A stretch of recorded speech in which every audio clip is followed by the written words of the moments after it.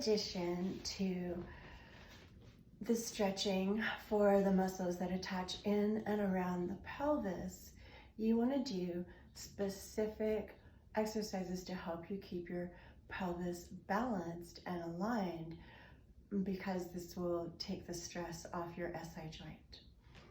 So, pelvic tilts. First, you want to check that your legs are the same.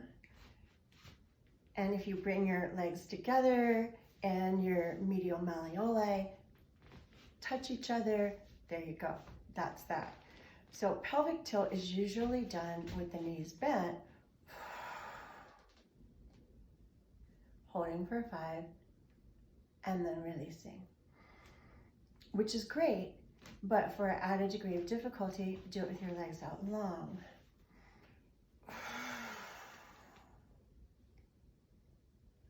So strengthening those low abs is helpful, but often SI joint issues are caused by an imbalance of muscles from the right to the left, or an imbalance of how you're using the muscles from the right to the left. So enter the pelvic clock instead of just the pelvic tilt. So in a pelvic tilt, you just got A to Z, right? In a pelvic clock, you're tilting this direction first. Just practice going that way.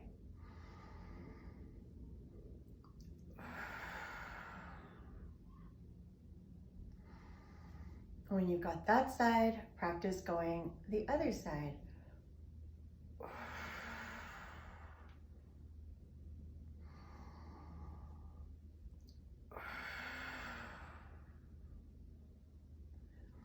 So just like in a pelvic tilt, your goal is to tilt your pubic bone and get your navel to the floor without using your butt muscles or your legs or anything like that, just using your abs. In a pelvic clock, you are literally engaging your obliques to tilt that way. Now, the top of the clock is the bottom of the breastbone. So what you're thinking of doing is a dolly clock. So it's a clock, but it's kind of a weird shape, like Dolly draws people. So, so if you picture a roulette wheel with the marble, you're trying to create a divot for that marble to roll around your abdomen, marking these points: pubic bone, hip, xiphoid process, hip, and this is the inhale. Here, and then it's an exhale, I'm creating a divot with just my abs, legs. Everything else is relaxed. Marble rolls here, marble rolls here. Oh, I'm dying for breath.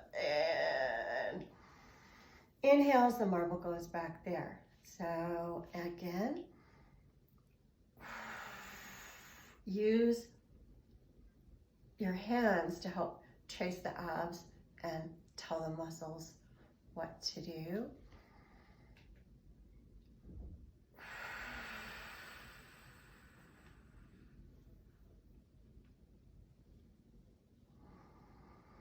And then the other direction. So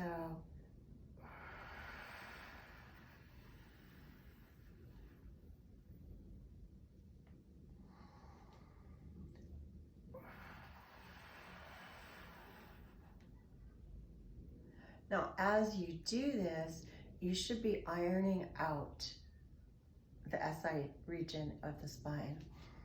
One more on this side.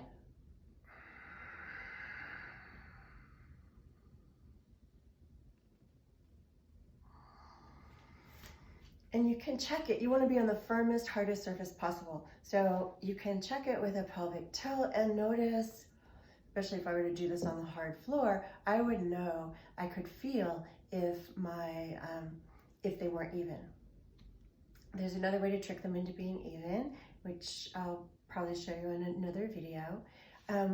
Here's another thing that you can do. Stabilize in the core, neutral spine.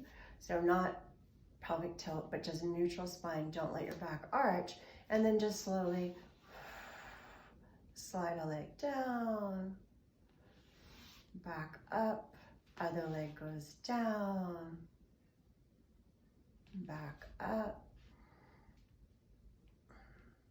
I know, way too simple, but this will give you a clue of whether you're, you at least have anatomical neutral length in your hip flexors, okay? So actually extending them behind is, let me do that again.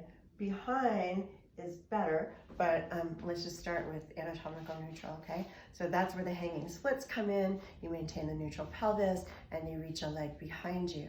So when you put your legs out long, if you bring your legs together and you don't have your medial malleoli lined up, the shorter leg probably needs to be stretched across the front of the hip.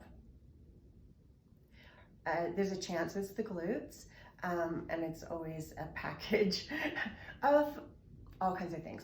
But the hip flexors, including the quad, I think by doing it a lot of sets of reps of hip flexors is how we got your leg length, and we also made it so that when you brought your knee up towards your armpit, you didn't feel the pain on the back. There you go. I think that's it for this segment of the pelvic clock.